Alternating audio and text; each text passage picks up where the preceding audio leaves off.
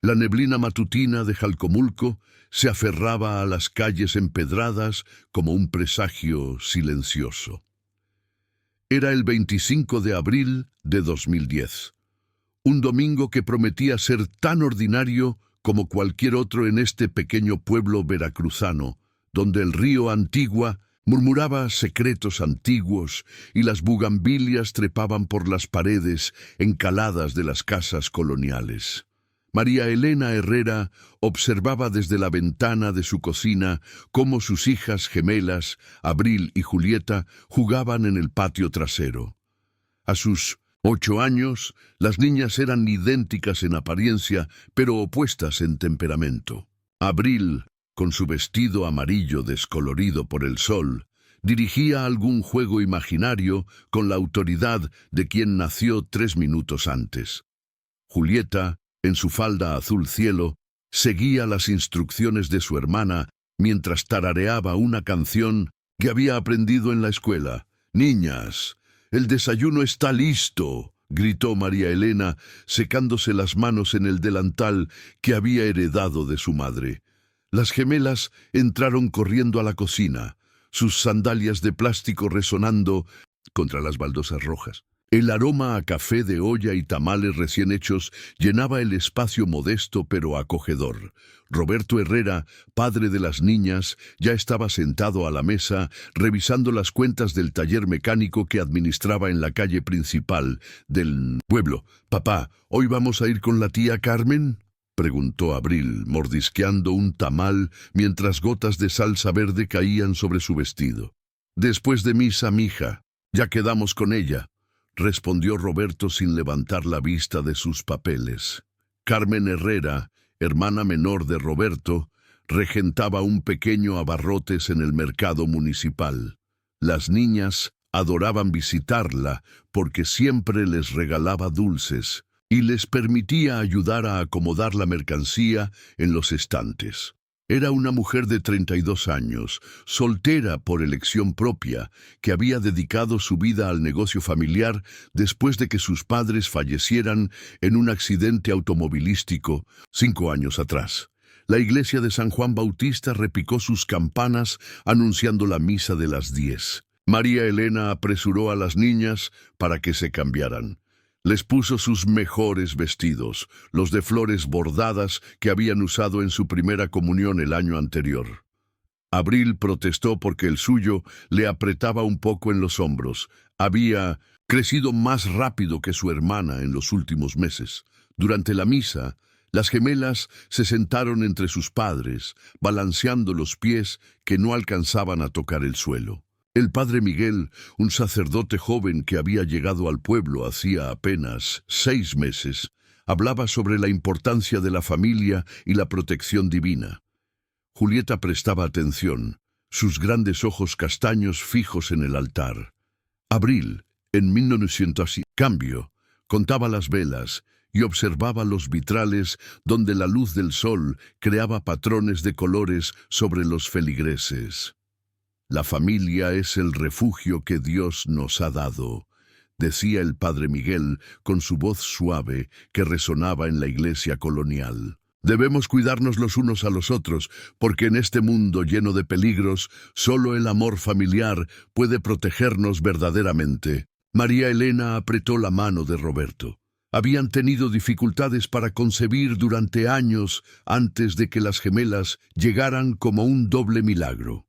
Cada día agradecía por sus hijas, aunque la preocupación constante de ser madre en un mundo cada vez más peligroso la mantenía en vela muchas noches.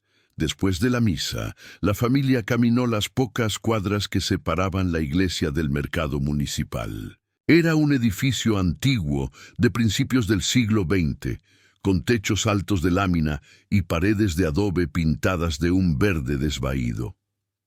Los domingos, el mercado bullía de actividad. Vendedores pregonando sus productos, amas de casa regateando precios, niños corriendo entre los puestos. El local de Carmen estaba ubicado en la esquina noreste del mercado, estratégicamente posicionado para captar tanto a los clientes que entraban como a los que salían. Abarrotes, la guadalupana, rezaba el letrero pintado a mano sobre la entrada. Las gemelas corrieron hacia su tía en cuanto la divisaron, acomodando bolsas de frijol en un estante. ¡Tía Carmen!, gritaron al unísono, abrazándola por la cintura. ¡Mis princesas! Carmen las levantó una por una, girándolas en el aire. ¿Cómo están las niñas más bonitas de Jalcomulco? Roberto y María. Elena se acercaron más despacio, saludando a los vendedores conocidos en el camino. El mercado era el corazón social del pueblo. Allí se intercambiaban no solo productos, sino también noticias, chismes y preocupaciones. «Carmen, ¿necesitas ayuda con algo?», preguntó Roberto, observando las cajas apiladas en la entrada del local. «Ay, hermano, si no es molestia, llegó el pedido de la semana y el muchacho que me ayuda no vino hoy. Dice que está enfermo, pero yo creo que se fue de parranda anoche», respondió Carmen con una sonrisa resignada. Mientras los adultos conversaban, Abril había descubierto una caja de chicles nuevos detrás del mostrador. «Tía, ¿puedo probar uno?». «Claro, mi amor, pero solo uno, ¿eh? No quiero que tu mamá se enoje conmigo por echarles a perder el apetito». Julieta, más tímida, se había quedado observando un grupo de muñequitas de plástico en una repisa. Eran de esas que venían en las máquinas de monedas, pequeñas y coloridas, cada una en su cápsula transparente. «¿Te gusta alguna, Juli?». Carmen notó el interés de su sobrina, la del vestido rosa, susurró Julieta, señalando una en particular. «Es tuya». Carmen la tomó y se la entregó. «Pero guárdala bien, no la vayas a perder». Roberto comenzó a ayudar a su hermana con las cajas, mientras María Elena organizaba algunos productos en los estantes. Era una dinámica familiar que habían repetido muchos domingos. Los adultos trabajando mientras las niñas jugaban entre los pasillos del pequeño Abarrotes. «Oye, Carmen», dijo María Elena mientras acomodaba latas de chiles en vinagre, «¿has notado algo raro en el mercado últimamente?». Carmen frunció el ceño. «¿Raro cómo?». «No sé, es una sensación. La semana pasada doña Remedios me comentó que había visto a un hombre extraño rondando por aquí en las noches». «Ay, María, ya sabes cómo es doña Remedios. Ve fantasmas en todas partes desde que enviudó. Además, el velador siempre está pendiente». Roberto intervino mientras cargaba un costal de azúcar. «De todas formas, no está de más tener cuidado. Los tiempos no están para confiarse». Las gemelas, ajenas a la conversación de los adultos, habían encontrado entretenimiento en el fondo del local. Carmen tenía allí una pequeña bodega donde guardaba la mercancía extra y, más importante aún, una vieja cámara frigorífica que había comprado de segunda mano hacía 2 años para conservar lácteos y embutidos. «Mira, Abril, está súper fría», exclamó Julieta, abriendo ligeramente la pesada puerta metálica. «Entremos», propuso Abril con esa temeridad que la caracterizaba. «No sé, la tía dijo que no tocáramos nada». «Solo un momentito. Quiero ver qué hay adentro». La cámara frigorífica era un modelo antiguo, de esos que se usaban en las carnicerías de los años 80. Media aproximadamente 2 metros por 3, con paredes de metal oxidado y un sistema de refrigeración que hacía un ruido constante, como un ronroneo mecánico. La temperatura interior se mantenía a unos 4 grados centígrados, perfecta para conservar productos perecederos. Las niñas entraron con cautela. El interior estaba iluminado por una sola bombilla amarillenta que parpadeaba ocasionalmente. Había estantes metálicos en 3 de las paredes, llenos de quesos, jamones y algunos pasteles que Carmen vendía por encargo. El piso era de metal corrugado, resbaladizo por la condensación constante. «Está heladísimo», rió Julieta, viendo cómo su aliento formaba pequeñas nubes de vapor. «Mira, parece que estamos en el Polo Norte». Abril Extendió los brazos y empezó a girar, fingiendo ser un copo de nieve. Desde el local, Carmen escuchó las risas de sus sobrinas. «¿Qué estarán haciendo esas traviesas?», preguntó, pero Roberto la distrajo con una pregunta sobre los embrecios del maíz. Las gemelas exploraron cada rincón de la cámara frigorífica. Abril encontró una caja de paletas heladas y rogó mentalmente que su tía les permitiera llevarse una. Julieta, por su parte, estaba fascinada con los patrones de escarcha que se formaban en las paredes metálicas. «Juli, ven acá», llamó Abril desde la esquina más alejada. «Hay algo raro aquí». En el piso, parcialmente oculta bajo un estante, había lo que parecía ser una manija metálica. Estaba oxidada y cubierta de escarcha, casi invisible si no se miraba con atención. «¿Qué será?», preguntó Julieta acuclillándose junto a su hermana. «No sé, vamos a jalarla». «No, ¿y si se rompe algo?». Pero Abril ya había agarrado la manija con ambas manos, tiró con fuerza y, para sorpresa de ambas, una sección del piso se levantó ligeramente. Era una trampilla, pesada y oxidada, que rechinó al moverse. «¡Es una puerta secreta!», exclamó Abril, emocionada. «Tenemos que decirle a la tía», insistió Julieta, pero su hermana ya estaba tirando con más fuerza. La trampilla se abrió completamente, revelando una escalera metálica que descendía hacia la oscuridad. Un olor a humedad y encierro emanó del hueco mezclándose con el aire frío de la cámara. «Abril, no», comenzó Julieta, pero su hermana ya había puesto un pie en el primer escalón. «Solo vamos a ver qué hay. Rapidito». La escalera era empinada y estrecha. Abril descendió primero, con Julieta siguiéndola reluctantemente. La luz de la cámara frigorífica apenas penetraba en el hueco, y pronto se encontraron en una oscuridad casi total. «No veo nada», susurró Julieta, aferrándose a la espalda de su hermana. «Espera, creo que hay un switch». Abril tanteó la pared hasta encontrar un interruptor. Lo accionó y una serie de focos desnudos iluminaron lo que parecía ser un sótano o bodega subterránea. Era un espacio más grande de lo que esperaban, con paredes de concreto manchadas por la humedad y el tiempo. «¡Guau!», exclamó Abril. «Es como una cueva secreta».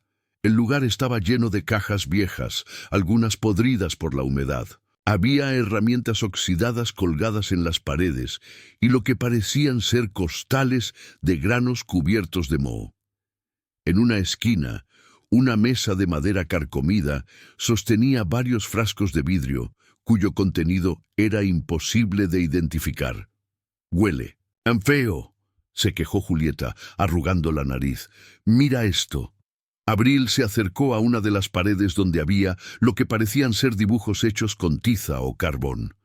Eran figuras infantiles, casas, árboles, lo que podría ser una familia.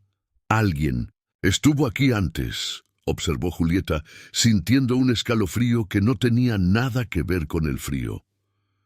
Continuaron explorando, encontrando más objetos extraños, muñecas viejas, sin ojos, libros hinchados por la humedad, incluso lo que parecía ser ropa de niño colgada en un rincón. Todo tenía un aire de abandono, como si el tiempo se hubiera detenido en ese lugar. «Subterráneo, ¿escuchaste eso?». Julieta se detuvo de repente. «¿Qué?». Como si alguien caminara arriba.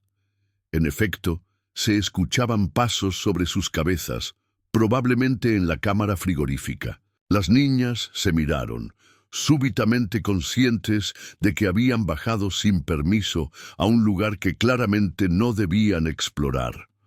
«Debe ser la tía. Vámonos antes de que se enoje», sugirió Julieta. Comenzaron a caminar hacia la escalera cuando escucharon un ruido diferente, el inconfundible sonido de la puerta de la cámara frigorífica cerrándose. El golpe metálico resonó sobre sus cabezas, seguido de un silencio perturbador. «¿La tía nos encerró?», preguntó Julieta, su voz temblando ligeramente. No, no creo. Debe ser que se cerró sola. Esas puertas son pesadas, respondió Abril, tratando de sonar más segura de lo que se sentía. Subieron rápidamente por la escalera. Abril empujó la trampilla, pero ésta no se movió. Empujó con más fuerza, usando ambas manos y apoyando el hombro, pero la trampilla parecía estar atascada. ¡Oh! Bloqueada desde arriba. ¡No se abre!, jadeó Abril después de varios intentos. ¡Tía Carmen! ¡Tía!, gritó Julieta golpeando el metal con sus pequeños puños. «¡Estamos aquí abajo!», gritaron durante varios minutos, pero no hubo respuesta. El único sonido era el zumbido constante del sistema de refrigeración y sus propias respiraciones agitadas. «Tranquila, Juli. Seguro la tía viene en un ratito. Debe estar atendiendo a algún cliente», dijo Abril, abrazando a su hermana que había empezado a llorar. Bajaron de nuevo al sótano. Abril encontró unas cajas viejas que apiló bajo la trampilla, creando una plataforma improvisada desde donde podrían empujar con más fuerza o al menos estar más cerca para escuchar si alguien se acercaba. «Tengo frío», murmuró Julieta, frotándose los brazos. Aunque el sótano no estaba refrigerado como la cámara de arriba, la temperatura era notablemente baja y sus vestidos de domingo no ofrecían mucha protección. Abril encontró una manta vieja y polvorienta en una de las cajas. La sacudió lo mejor que pudo y envolvió a su hermana con ella. «¿Mejor?», Julieta asintió, aunque la manta olía a moho y humedad. El tiempo comenzó a pasar con una lentitud angustiante. Las niñas se turnaban para gritar y golpear la trampilla, pero nadie respondía. Abril trató de mantener la calma por el bien de su hermana, pero el miedo comenzaba a anidar en su pecho como un pájaro frío. «¿Y si nadie nos encuentra?», preguntó Julieta después de lo que parecieron horas. «No digas eso. Mamá y papá nos van a buscar. Van a voltear todo el mercado si es necesario», respondió Abril, con una convicción que no sentía del todo. Para distraerse, comenzaron a explorar más sistemáticamente el sótano. En una caja encontraron velas y fósforos, milagrosamente secos. Abril encendió una, y la luz amarillenta creó sombras danzantes en las paredes. «Mira, aquí hay más dibujos», señaló Julieta. En efecto, una sección entera de la pared estaba cubierta con dibujos infantiles. Algunos parecían muy viejos, desvanecidos por el tiempo. Otros se veían más recientes. Había nombres escritos con letra torpe: Rosa, Miguel, Esperanza, y fechas: 1987, 1993, 2001. «¿Crees que otros niños estuvieron aquí?», preguntó Julieta con un hilo de voz. Abril no respondió. Un pensamiento terrible comenzaba a formarse en su mente, pero se negaba a darle forma. En cambio, abrazó más fuerte a su hermana. «Vamos a cantar», propuso. «¿Te acuerdas de la canción que nos enseñó la maestra Lupita?», comenzaron a cantar con voces temblorosas. «Pimpón es un muñeco muy guapo y de cartón». Sus voces infantiles resonaban en el espacio cerrado, creando un eco fantasmal. Mientras tanto, arriba en el mercado, la tarde transcurría con normalidad. Carmen atendía a los clientes dominicales, Roberto cargaba mercancía y María Elena organizaba productos. Ninguno había notado aún la ausencia de las gemelas, asumiendo que estaban jugando en algún rincón del local como siempre hacían. No fue hasta que María Elena fue a buscarlas para darles de merendar que se dio cuenta de que no estaban a la vista. «Carmen, ¿dónde están las niñas?». «No están en la bodega. Les encanta jugar allá atrás», respondió Carmen sin darle mayor importancia. María Elena fue a buscarlas. Revisó la bodega, los pasillos, incluso salió a la parte trasera del mercado. «Nada. Roberto, no encuentro a las niñas». El tono de pánico en su voz hizo que ambos hermanos dejaran lo que estaban haciendo.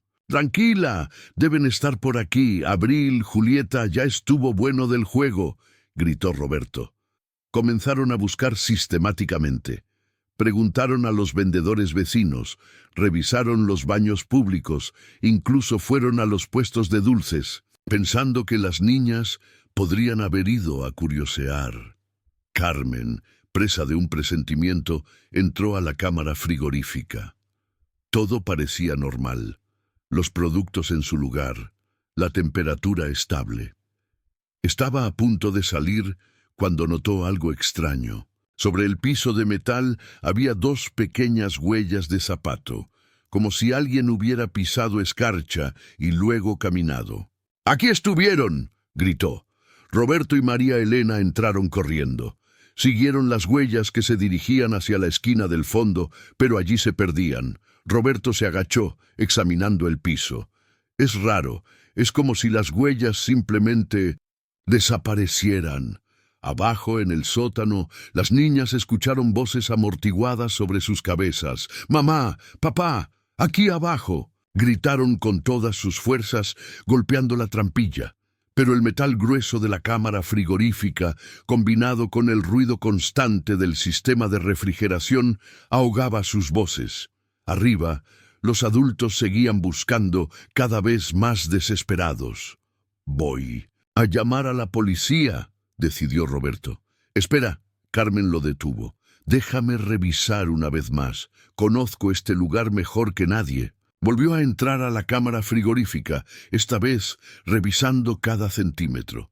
Se arrodilló en la esquina donde terminaban las huellas, palpando el piso. Sus dedos rozaron el borde de la trampilla, pero la escarcha acumulada la había sellado casi perfectamente con el piso. Además, sin saber que existía, era casi imposible notarla.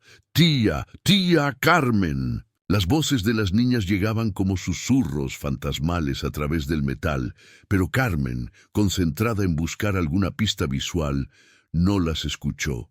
Se levantó, frustrada. «No están aquí».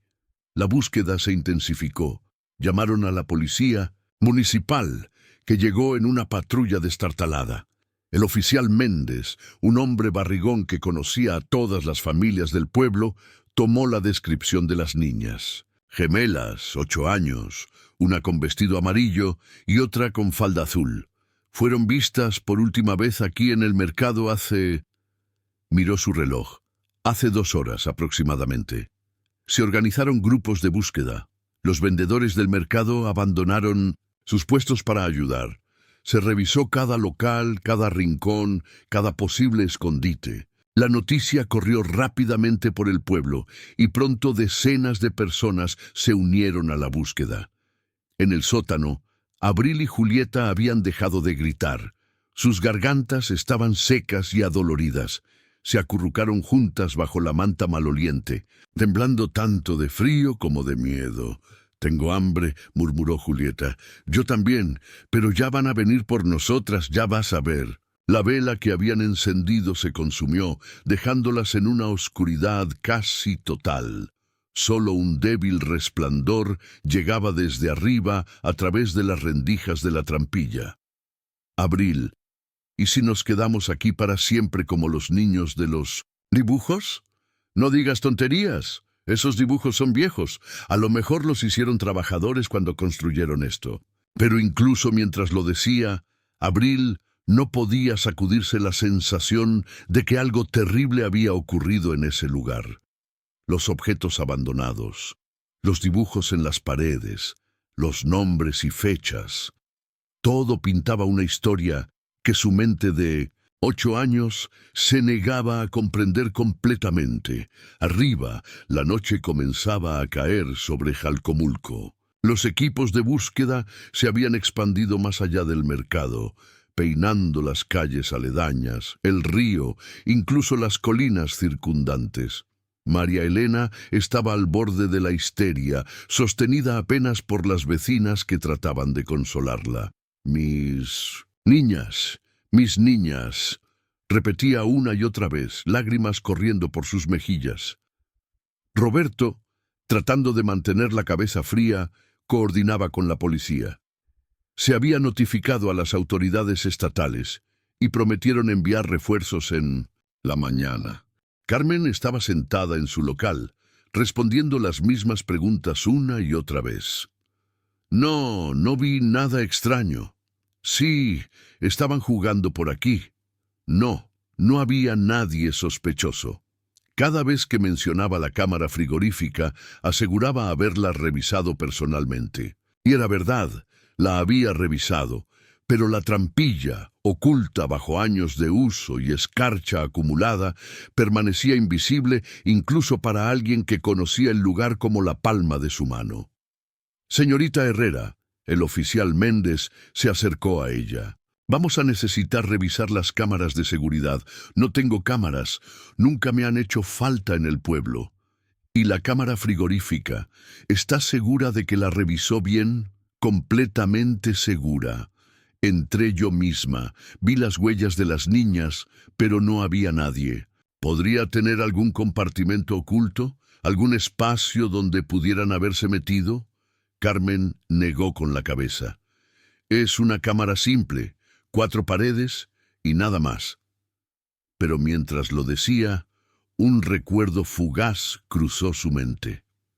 Cuando compró la cámara frigorífica de segunda mano, el vendedor había mencionado algo sobre modificaciones que el dueño anterior había hecho. Algo sobre espacio extra de almacenamiento, pero habían pasado 2 años y nunca había necesitado investigar más allá. Oficial, espere. Creo que podría haber algo.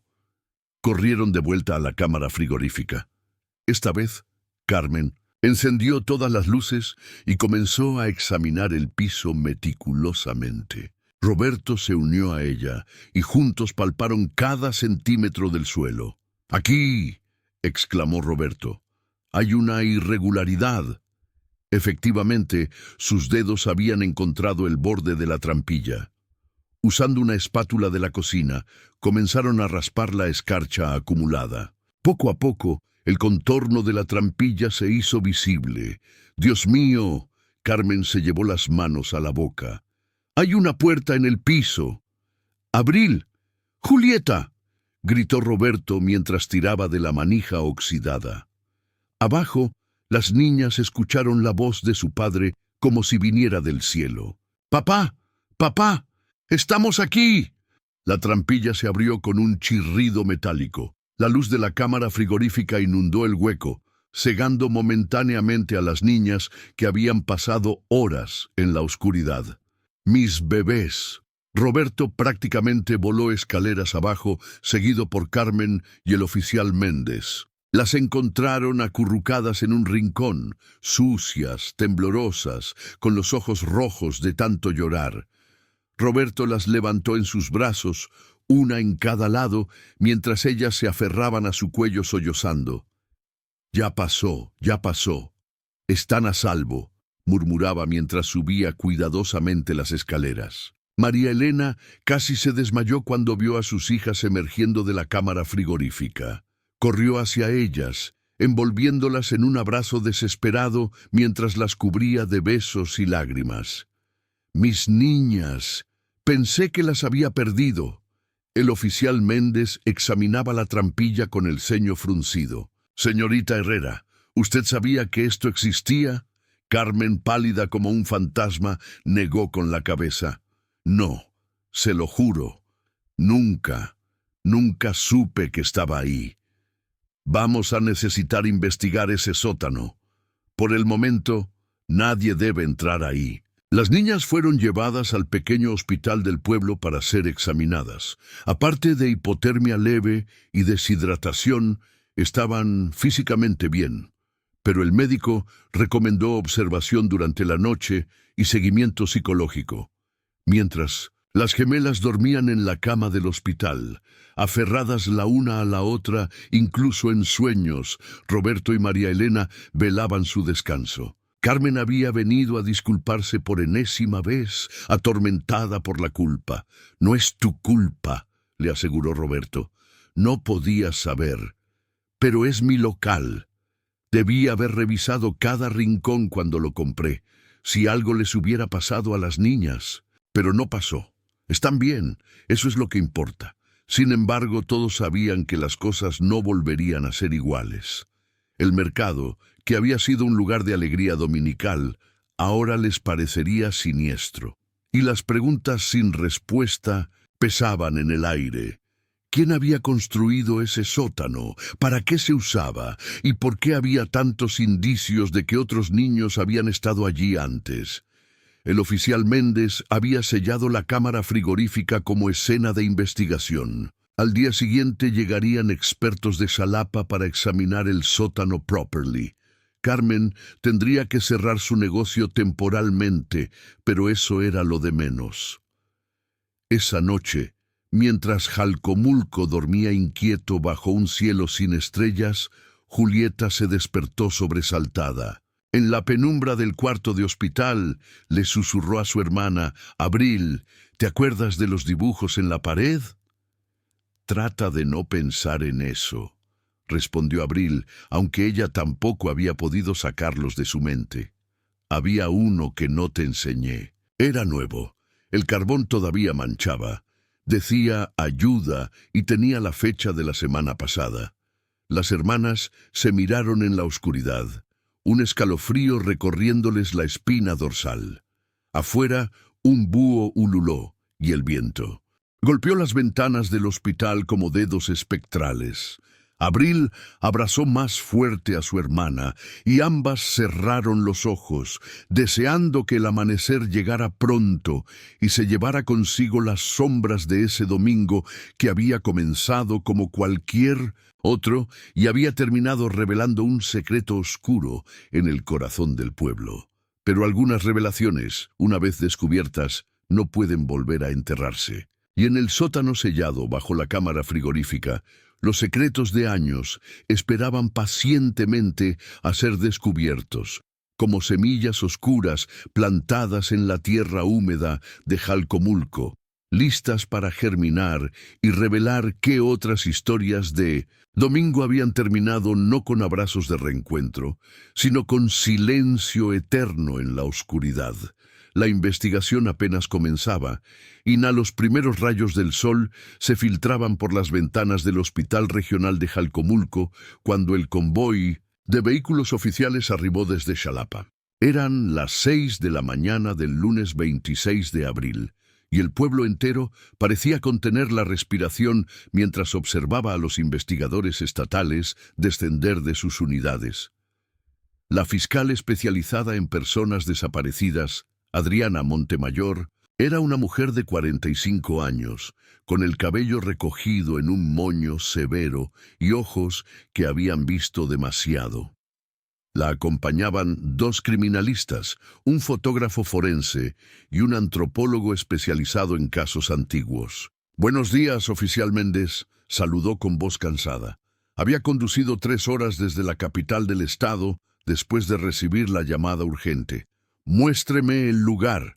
El mercado municipal había sido acordonado durante la noche. Cintas amarillas impedían el paso mientras 2 policías municipales hacían guardia. Los vendedores madrugadores murmuraban entre ellos, especulando sobre lo que realmente había sucedido en el local de Carmen Herrera. «Por aquí, licenciada». El oficial Méndez la guió hacia el interior. Carmen esperaba junto a su local, ojerosa y temblorosa. No había dormido en toda la noche, atormentada por la idea de que había estado trabajando sobre una tumba sin saberlo durante 2 años. «Señorita Herrera, soy la fiscal Montemayor. Necesito que me cuente todo desde el principio». Mientras Carmen relataba los eventos del día anterior, los criminalistas comenzaron a procesar la escena. La cámara frigorífica fue fotografiada desde todos los ángulos antes de que alguien siquiera tocara la trampilla.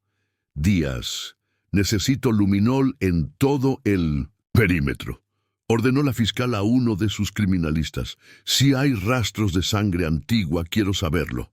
El criminalista Díaz, un joven meticuloso con guantes de látex, comenzó a rociar el reactivo químico. Todos contuvieron la respiración cuando apagaron las luces. Nada. No había rastros de sangre en la cámara frigorífica. Eso es bueno, ¿verdad?, preguntó Carmen esperanzada. No necesariamente, respondió la fiscal sin apartar la vista de la trampilla. Procedamos con el sótano. Descendieron con cuidado, iluminando cada paso con lámparas forenses. El antropólogo doctor Eliseo Vázquez fue el primero en hablar al llegar abajo. Dios santo, el sótano se veía aún más siniestro bajo la luz blanca de las lámparas. Los dibujos en las paredes que las niñas habían visto a la luz de una vela ahora revelaban detalles perturbadores. No eran solo garabatos infantiles, había mensajes, fechas, nombres, súplicas. «Tengo hambre. Rosa, 1987», leyó el doctor Vázquez en voz alta. «Quiero a mi mamá. Miguel, 1993. Ya no hace tanto frío. Esperanza, 2001». La fiscal Montemayor sintió un escalofrío que no tenía nada que ver con la temperatura. Fotografíen todo, cada dibujo, cada mensaje. En el hospital, Abril y Julieta desayunaban chilaquiles que las enfermeras les habían traído. Sus padres no se habían separado de ellas ni un momento. María Elena las observaba comer como si temiera que desaparecieran. Se apartaba la vista. «Mami, ¿podemos ir a casa?», preguntó Julieta con voz pequeña. «Pronto, mi amor. Los doctores solo quieren asegurarse de que estén bien». Roberto había salido al pasillo para hacer una llamada. Su jefe en el taller había sido comprensivo, pero necesitaba avisar que no iría a trabajar por unos días. Cuando regresó, su rostro estaba sombrío. «¿Qué pasa?», preguntó María Elena. «Era Méndez. Dice que encontraron cosas en el sótano. Van a necesitar que las niñas hablen con una psicóloga». «¿Qué tipo de cosas?». Roberto miró a sus hijas, que jugaban distraídamente con la gelatina del desayuno, y negó con la cabeza. «Luego te cuento». En el sótano del mercado, el equipo forense había montado un operativo completo. Cada objeto era catalogado y embolsado como evidencia. El doctor Vázquez examinaba los huesos con su lupa especializada.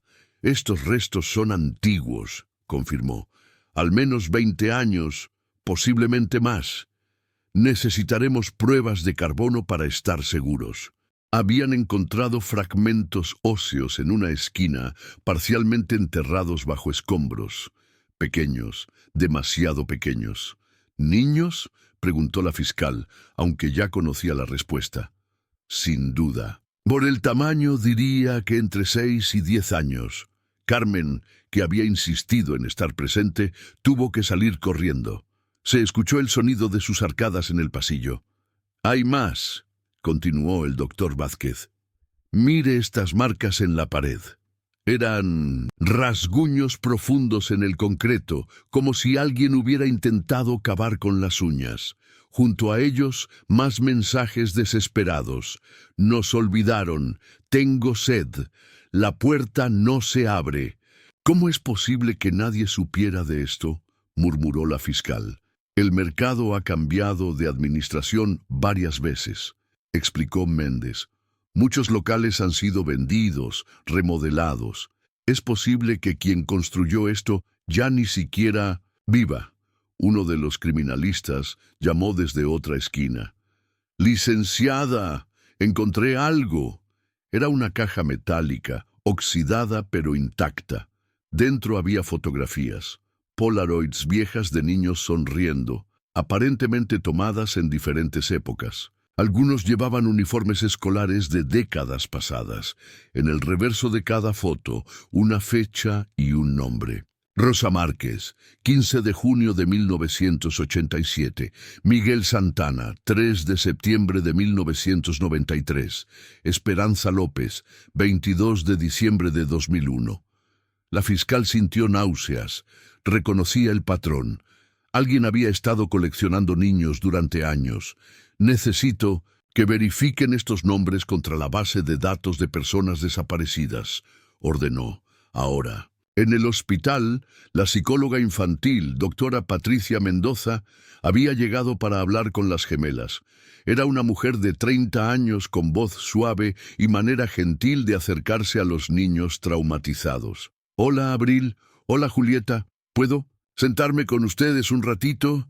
Las niñas miraron a sus padres, que asintieron alentadoramente. «¿Nos vas a hacer preguntas sobre el sótano?», preguntó Abril directamente. «Solo si quieren hablar de eso. No tienen que contarme nada que no quieran». Julieta se aferró al brazo de su hermana. Había cosas feas allá abajo. «¿Qué tipo de cosas, Julieta?» «Dibujos, muchos dibujos de niños tristes y había nombres». La doctora Mendoza tomaba notas discretamente. «¿Recuerdan algún nombre?» «Rosa», dijo Abril. Había uno que decía Rosa y tenía dibujitos de flores alrededor. «También había ropa», añadió Julieta. «Vestidos viejos colgados, olían feo». «Hicieron muy bien en gritar para pedir ayuda», les aseguró la psicóloga. «Fueron muy valientes». «No al principio», admitió Abril. «Al principio pensamos que era una aventura, como en los cuentos de tesoros escondidos.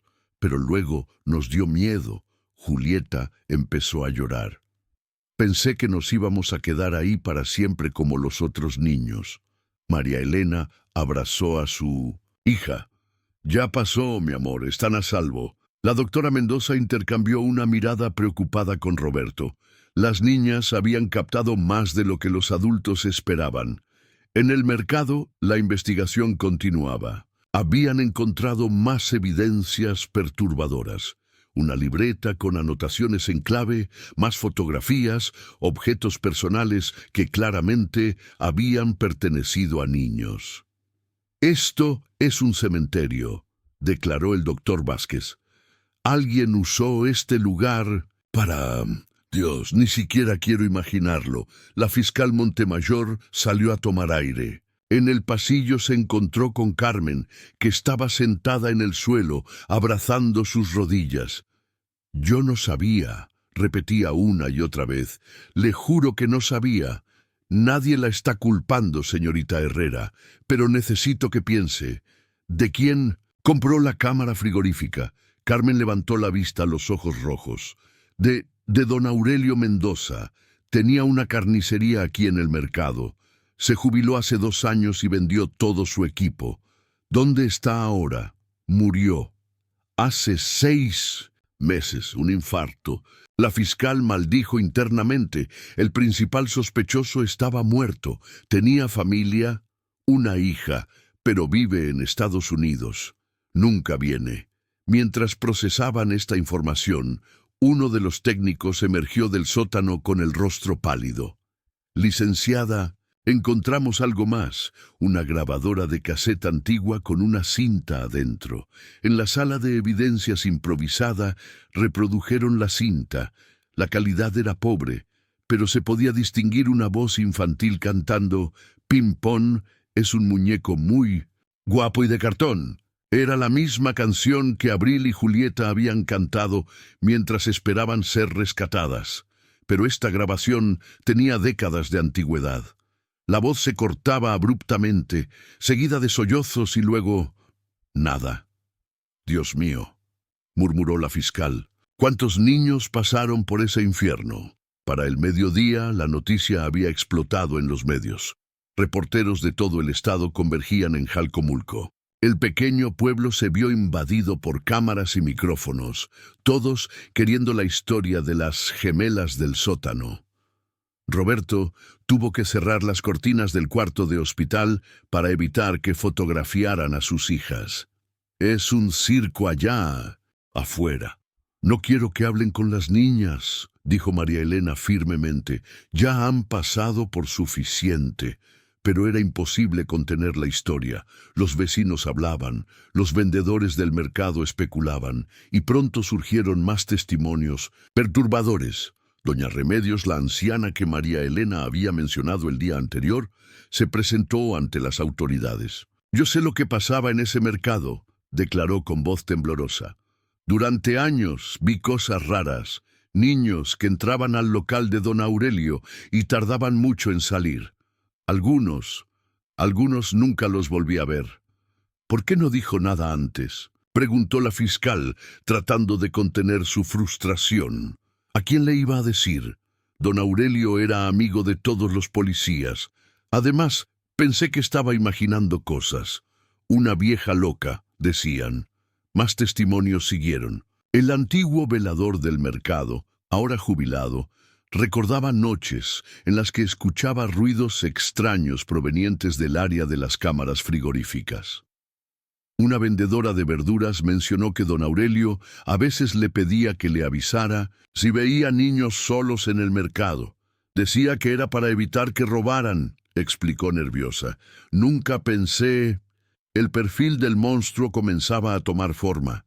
Aurelio Mendoza, carnicero respetable, miembro activo de la comunidad, benefactor de la iglesia local. Un hombre sobre toda sospecha que había usado su posición para... La fiscal no quería completar el pensamiento. Necesitamos exhumar su cuerpo, decidió. Verificar el ADN contra cualquier evidencia que encontremos. En el hospital, las gemelas finalmente habían sido dadas de alta. La familia Herrera salió por una puerta trasera para evitar a la prensa. El regreso a casa fue silencioso, cada uno perdido en sus pensamientos. La casa familiar, una construcción modesta de 2 pisos en el centro del pueblo, ya no se sentía igual. María Elena revisó compulsivamente todas las puertas y ventanas. Roberto instaló cerrojos adicionales. Las niñas no querían dormir separadas. ¿Podemos dormir con ustedes?, pidió Julieta esa noche. Claro que sí, mis amores. La familia se acurrucó junta en la cama matrimonial, pero el sueño fue esquivo. Cada ruido nocturno sobresaltaba a María Elena. Roberto mantenía un bate de béisbol al alcance de la mano. Las niñas se despertaban llorando por turnos. Mañana siguiente, la fiscal Montemayor convocó una conferencia de prensa. El caso había tomado dimensiones que nadie esperaba. Hasta el momento hemos identificado restos de al menos 3 menores en el sótano del mercado municipal, anunció ante las cámaras. Estamos trabajando para identificarlos y contactar a sus familias. Un reportero levantó la mano. ¿Hay más víctimas? Es probable. Estamos revisando casos de desapariciones infantiles en la región durante los últimos 30 años. ¿El responsable está identificado? Tenemos un sospechoso principal, pero falleció hace 6 meses. La investigación continúa. Carmen Herrera, mientras tanto, había cerrado definitivamente su local. No podía imaginar volver a trabajar sobre ese sótano del horror. La habían interrogado exhaustivamente, pero era evidente que era tan víctima de las circunstancias como cualquiera. Vendí dulces a niños durante 2 años, le dijo a su hermano Roberto cuando la visitó. Les di paletas y chocolates mientras abajo... Dios, no puedo ni pensarlo. No es tu culpa, Carmen. Nadie podía saberlo. ¿Y si don Aurelio no era el único? ¿Y si hay más lugares así en el pueblo? Era una pregunta que muchos, en Jalcomulco, habían comenzado a hacerse. La confianza básica en la seguridad de su comunidad se había roto. Los padres ya no dejaban a sus hijos jugar solos. El mercado, antes bullicioso y alegre, ahora era evitado por muchos. La investigación reveló más horrores. Los nombres en las fotografías correspondían efectivamente a niños desaparecidos a lo largo de 3 décadas. Rosa Márquez, desaparecida en 1987 cuando tenía 7 años. Sus padres, ya ancianos, lloraron al recibir la noticia de que finalmente sabían qué le había pasado a su hija. Miguel Santana, 9 años, desaparecido en 1993, después de salir a comprar tortillas. Su madre había muerto años atrás sin saber qué le había pasado a su hijo. Esperanza López, 8 años, vista por última vez en diciembre de 2001 cerca del mercado. Su caso había sido archivado como fuga de hogar porque venía de una familia problemática. Y había más, muchos más. Casos que ni siquiera habían sido reportados oficialmente. Niños de familias pobres, migrantes, huérfanos. Los invisibles de la sociedad. El doctor Vázquez trabajaba día y noche catalogando los restos. Cada pequeño hueso contaba una historia de horror. Algunos mostraban signos de desnutrición prolongada. Otros tenían marcas que preferían no interpretar. «Es el caso más espantoso de mi carrera», le confió a la fiscal, «y eso que he visto mucho». La exhumación de Aurelio Mendoza se llevó a cabo una madrugada lluviosa. Su tumba en el cementerio municipal fue abierta ante la presencia de las autoridades y un sacerdote que rezaba por las almas de todos los involucrados. Aunque en vida haya sido un monstruo, en muerte merece un proceso legal justo, explicó la fiscal a su equipo. Las muestras de ADN fueron enviadas al laboratorio estatal. Los resultados tardarían semanas, pero era necesario para cerrar el círculo de la investigación. Mientras tanto, las gemelas Herrera intentaban retomar algo parecido a una vida normal. Habían vuelto a la escuela, pero no era fácil. Los otros niños las miraban con una mezcla de fascinación y miedo. Algunos padres no querían que sus hijos jugaran con ellas, como si el horror que habían tocado fuera contagioso. «Dicen que vimos fantasmas», le contó Abril a su madre una tarde. «No hagan caso, mi amor, la gente habla sin saber». Pero las pesadillas continuaban. Julieta se despertaba gritando que alguien cerraba la puerta. Abril había desarrollado claustrofobia severa. No podía estar en espacios cerrados sin entrar en pánico. La doctora Mendoza las visitaba 2 veces por semana. «Es normal», les aseguraba a los padres. «El trauma necesita tiempo para sanar». Una tarde, mientras dibujaban en terapia, Julieta creó algo que heló la sangre de la psicóloga. Era un dibujo del sótano, pero con un detalle que no había mencionado antes. Una figura oscura en una esquina, observando. «¿Quién es este, Julieta?» «No sé, pero sentí que alguien nos miraba. Abril dice que no, pero yo sé que había alguien más». La doctora Mendoza compartió esta información con la fiscal. Era posible que hubiera habido alguien más en el sótano, un cómplice que aún andaba suelto. Se intensificaron las búsquedas en el mercado. Utilizando georradar, descubrieron que el sótano era más extenso de lo que habían pensado inicialmente. Había pasillos sellados, cuartos ocultos tras muros falsos. «Es un laberinto», reportó el equipo técnico. «Alguien invirtió años en construir esto». Detrás de uno de los muros falsos encontraron la evidencia más perturbadora hasta el momento.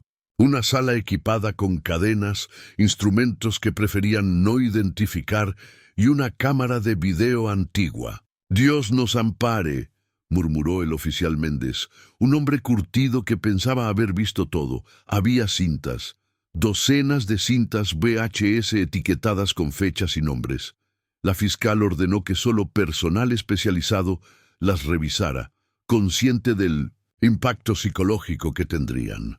Los rumores sobre el contenido de las cintas se extendieron por el pueblo como fuego. Algunos decían que don Aurelio no actuaba solo, que había una red de personas involucradas. Otros susurraban sobre rituales satánicos o tráfico de órganos. La verdad, cuando finalmente salió a la luz, era más mundana y por eso más terrible. Aurelio Mendoza había sido un depredador solitario, un monstruo que había usado su posición respetable para acceder a víctimas vulnerables durante décadas. Pero había un detalle que no cuadraba. En algunas de las cintas más recientes se escuchaba otra voz, más joven, alguien que llamaba a Mendoza padrino. Tenía un aprendiz, concluyó la fiscal, alguien que continuó después de su muerte. El pánico se apoderó de Jalcomulco. Si el heredero del monstruo seguía suelto, Ningún niño estaba seguro. Se organizaron vigilancias vecinales. El mercado fue cerrado indefinidamente. Muchas familias consideraron mudarse. Las gemelas Herrera, sin saberlo, habían destapado una caja de Pandora que amenazaba con destruir la paz de su pueblo para siempre. Y en algún lugar, tal vez muy cerca, el aprendiz del carnicero observaba cómo se desarrollaban los acontecimientos, planeando su siguiente movimiento. Una noche, mientras la familia cenaba en un silencio tenso, sonó el teléfono. Roberto contestó. Era una voz distorsionada, apenas audible. Las niñas tuvieron suerte. Las próximas no la tendrán. La línea se cortó. Roberto, pálido, miró a su esposa. No necesitaron palabras. Empacaron lo esencial esa misma noche. A la mañana siguiente, la familia Herrera había abandonado Jalcomulco, pero algunas historias no terminan con una huida. Algunas historias te persiguen, esperando el momento adecuado para revelar su capítulo final. Y en el mercado abandonado, en el sótano sellado con concreto y cintas de precaución, los ecos del pasado seguían susurrando verdades que aún estaban por descubrirse. La investigación oficial continuaría por meses, tal vez años. Pero para Abril y Julieta, el verdadero horror apenas comenzaba a manifestarse en formas que nadie podía predecir. Porque algunas puertas, una vez abiertas, no pueden volver a cerrarse. Y algunos secretos, una vez descubiertos, exigen un precio que se paga de generación en generación. El pueblo de Jalcomulco nunca volvería a ser el mismo. El mercado municipal fue demolido 6 meses después, pero los lugareños juraban que, en las noches sin luna, todavía se escuchaban voces infantiles cantando desde bajo la tierra. Voces que pedían algo tan simple y tan imposible: ser recordados, ser llorados, ser finalmente liberados de su prisión eterna bajo el hielo. Tentar. Nuevamente, el consultorio de la doctora Patricia Mendoza estaba ubicado en el 7º piso de un edificio moderno en Polanco. Desde sus ventanales se podía ver el constante fluir del tráfico en Avenida Presidente Masaryk. Era un espacio diseñado para transmitir calma. Paredes en tonos neutros, plantas que filtraban la luz natural, sillones que invitaban a la confidencia. Abril. Herrera, ahora con 21 años, se sentó en el borde del sofá como si estuviera lista para huir en cualquier momento. Su cabello negro caía lacio sobre sus hombros, y sus manos no dejaban de jugar con el dije de su collar, una pequeña mariposa de plata que su hermana le había regalado años atrás. «Ha pasado mucho tiempo», dijo la doctora Mendoza, observando cómo su antigua paciente había crecido. La niña asustada de 8 años se había convertido en una joven universitaria, pero los ojos seguían guardando sombras del pasado. 13 años, confirmó Abril. Pensé que nunca volvería a necesitar terapia. ¿Qué ha cambiado? Abril respiró profundo.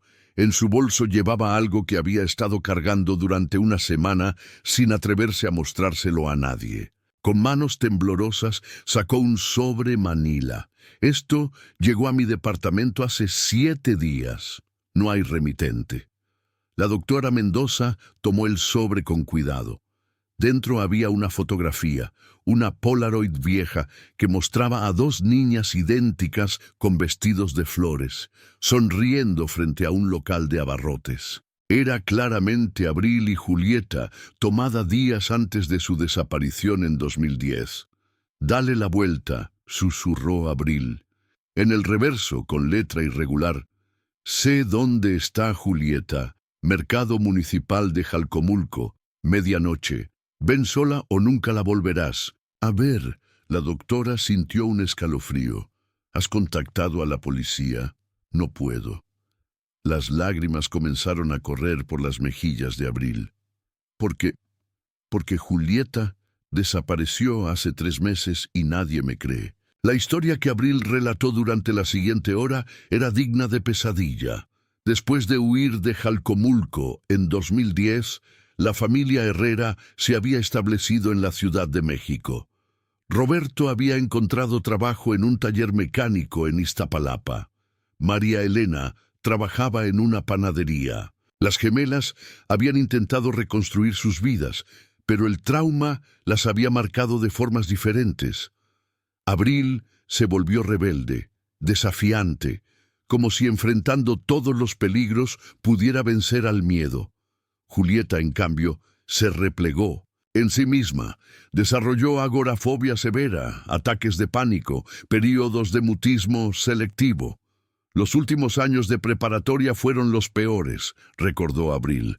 Juli apenas salía de casa, tomaba clases en línea, mamá tuvo que dejar de trabajar para cuidarla. La situación mejoró ligeramente cuando las gemelas cumplieron 18. Julieta, con medicación y terapia intensiva, logró inscribirse en la universidad. Estudiaba bibliotecología en la UNAM, una carrera que le permitía refugiarse entre libros, lejos de las multitudes. Incluso compartíamos departamento en Coyoacán, continuó Abril. Yo estudiaba periodismo. Pensé que finalmente estábamos saliendo adelante, pero el 15 de julio de 2023, Julieta no regresó a casa después de sus clases. Su celular estaba apagado. No había usado sus tarjetas de crédito. Simplemente se había desvanecido.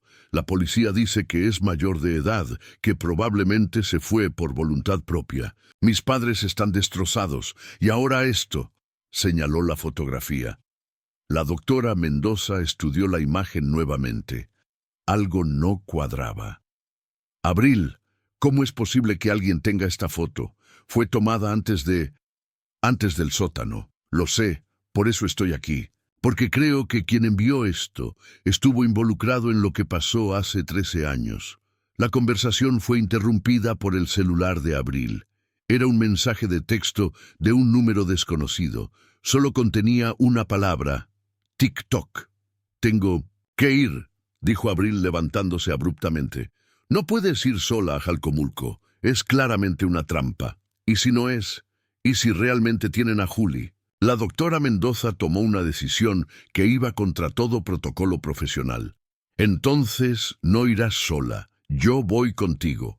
Jalcomulco, Veracruz, 29 de octubre de 2023. El pueblo había cambiado mucho en 13 años. Donde antes estaba el mercado municipal, ahora había un parque con juegos infantiles que nadie usaba después del atardecer. Los lugareños evitaban el lugar, como si la tierra misma guardara memoria del horror.